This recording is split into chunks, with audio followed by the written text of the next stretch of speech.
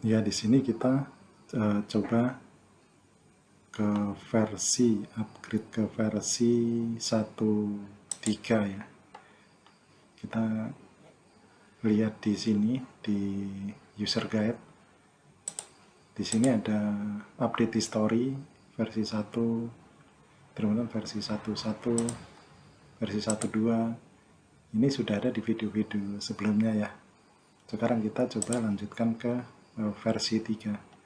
Jadi di versi 1.3 ini kita tambahkan modul kas, terus kemudian modul kas masuk, terus kita tambahkan modul kas keluar, terus kemudian modul vkaset dan penyusutan. Nah, di sini di versi ini kita sudah tambahkan cetak invoice, kemudian cetak kwitansi dan cetak surat jalan. Itu adalah fitur-fitur yang kita tambahkan di update versi 1.3. Kita mulai dari yang pertama dulu ya, kita masuk ke modul kas masuk. Jadi kas masuk itu modulnya dari menu transaksi. Jadi di transaksi, kalau di versi sebelumnya itu hanya ada transaksi penjualan dan transaksi pembelian. Nah, di versi ini kita tambahkan transaksi kas masuk dan transaksi kas keluar. Nah, fungsinya apa? Ini kita kasih contoh transaksi kas masuk. Jadi transaksi kas masuk itu digunakan untuk mencatat semua pemasukan atau uang kas masuk. Jadi cara inputnya juga sama seperti modul pembelian dan penjualan. Jadi yang pertama adalah tanggal, terus kemudian nomor dokumen itu diisi nomor referensinya, terus cash account. Cash account itu adalah dari rekening mana uang tersebut masuk. Nah, di sini juga ada kode transaksi. Kode transaksi itu adalah kode chart of account. Jadi ini contohnya adalah karena ini transaksi setoran modal, jadi kode transaksinya adalah setoran modal. Lawan transaksinya itu adalah pihak kepada siapa kita bertransaksi. Kita bisa kosongkan, dan referensi itu adalah dokumen dari pihak ketiga. Dan kas masuk ini kita adalah nilai uang yang masuk ke rekening perusahaan atau rekening kita. Ini adalah keterangan, adalah catatan saja atau keterangan.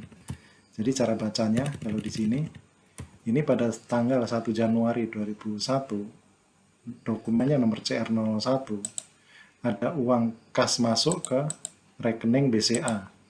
Kode transaksinya adalah setoran modal. Dari lawan transaksinya ini bisa disebutkan ya, dari siapa, bapak siapa atau ibu siapa, atau boleh juga dikosongkan. Nah, jumlah uang masuknya adalah sebesar 100 juta. Nah, begitu juga transaksi yang kedua. Transaksi kedua tanggal 1 juga, CR nomor 02, masuknya di bank BCA, kode transaksinya adalah bank loan. Jadi artinya tanggal 2 itu kita ada pinjam uang di BCA sebesar 200 juta. Nah, ini kalau di modul ini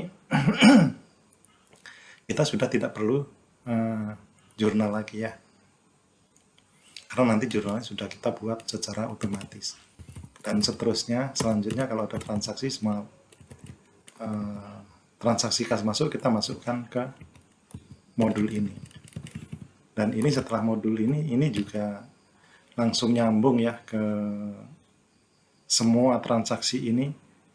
Kita gunakan Power Query dan masuk ke General Ledger. Nah, kemudian ini cara entry transaksi kas masuk. Dan sekarang bagaimana kalau ada kas keluar? Kas keluar juga sama seperti kas masuk tadi. Pertama kita isi tanggal, terus kemudian nomor dokumen. Kas account itu adalah dari rekening mana uang tersebut keluar. Terus kemudian kode transaksi adalah klasifikasi untuk apa uang tersebut keluar. Terus kemudian lawan transaksi itu adalah pihak kepada siapa kita bertransaksi. Referensi itu biasanya adalah nomor referensi atau supporting dokumen dari eksternal data atau sumber dari luar. Terus kas keluar di sini adalah nilai nominal yang kita keluarkan. Contoh ini adalah 5 juta, itu kode transaksinya untuk bayar hutang. Transaksi kedua juga bayar hutang kepada PT Adidas sebesar 4 juta. Terus transaksi ketiga kita ada bayar uang muka sewa sebesar 10 juta. Seperti itu cara entry-nya di kas keluar, dan ini juga sudah otomatis juga langsung masuk ke general ledger, jadi tidak perlu jurnal lagi. Nah, kemudian fitur selanjutnya di versi ini kita ada kita tambahkan fixed asset register. Jadi fixed asset register itu adalah daftar aset-aset yang kita miliki. Nah, di sini adalah ini kita input manual ya. Jadi semua aset perusahaan atau aset kita yang kita miliki kita masukkan di sini. Sini yang perlu dicatat adalah tanggal perolehan, terus tanggal mulai disusutkan, terus nama aktivanya. Di sini ada 3 contoh ya, ada misalnya komputer, ada mobil, ada peralatan. Nah, ini harga perolehan. Harga perolehannya berapa? Misalnya 7.500.000, terus misalnya ini mobilnya 200 juta misalnya. Misalnya saja ya, kebanyakan nolnya. Terus peralatannya misalnya 25 juta misalnya saja. Nah, di sini kita siapkan ada 2 metode, ada metode garis lurus dan metode saldo menurun.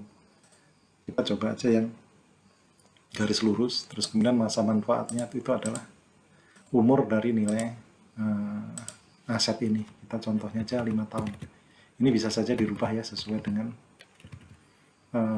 nilai kewajarannya atau polisi perusahaan. Terus kemudian nilai residu itu nilai sisa pada saat akhir periode, ini kita kosongkan saja. Nah, kalau kita susutkan kan kita periodenya bisa bulanan. Jadi ketika kita sampai bulan Maret, nah kita pilih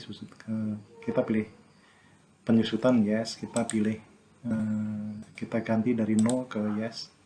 Ini artinya Januari kita susutkan, Februari kita susutkan, Maret kita susutkan, April. Maksudnya dibebankan ya ke general ledger. Kalau kita masih pilih no berarti belum dibebankan. Jadi ini kita tetap edit secara manual. Kita rubah statusnya sampai yes baru. Nah, ketika kita sudah pilih statusnya seperti ini sudah otomatis dibuat jurnal. Jurnalnya adalah di sini kita harus setup coanya apa, coa akumulasi penyusutannya apa, terus kemudian coa depresiasinya apa. Nah, ini yang kita harus tambahkan juga. Jadi ini maksudnya nanti akan reverse ke akun tersebut sesuai dengan data yang kita masukkan di sini. Seperti itu ya untuk fixed asset register. Jadi ini nanti kita bisa tambahkan kalau data fixed assetnya banyak, ini kita bisa tambahkan, bisa kurangkan. Terus kemudian tadi di fitur selanjutnya adalah cetak invoice. Cetak invoice itu dari transaksi penjualan. Nah, di versi sebelumnya belum ada invoice ya. Jadi di versi ini kita tambahkan. Jadi ini bisa mencetak invoice. Jadi caranya adalah kita cukup letakkan saja kursornya di invoice yang akan kita cetak. Misalnya invoice 01 kita akan cetak. Kemudian di sini ada shortcut untuk menuju ke cetak invoice. Kita langsung klik aja di sini. Nah, di sini langsung menuju ke invoice 001. Dan informasinya udah dipindahkan semua ke sini ya. Jadi secara otomatis. Atau bisa juga di sini kita ubah manual. Ini bisa 02 seperti itu misalnya. Ini data-datanya akan berubah sesuai dengan data-data di invoice nomor 2. Kita kembali ke nomor 01 misalnya. Nah, cara printnya adalah di sini sudah ada shortcut. Ini ada print invoice. Nah, di sini juga sama cetak surat jalan, datanya dari sini. Bisa langsung dicetak surat jalannya. Cetak kwitansi juga sudah sama seperti ini bentuknya bisa disesuaikan ya nanti kalau misalnya tidak sesuai dengan yang dibutuhkan. Nah, saya rasa hanya itu saja ya tambah-tambahan atau update di versi 1,3. Nanti kita akan update lagi di versi yang 1,4.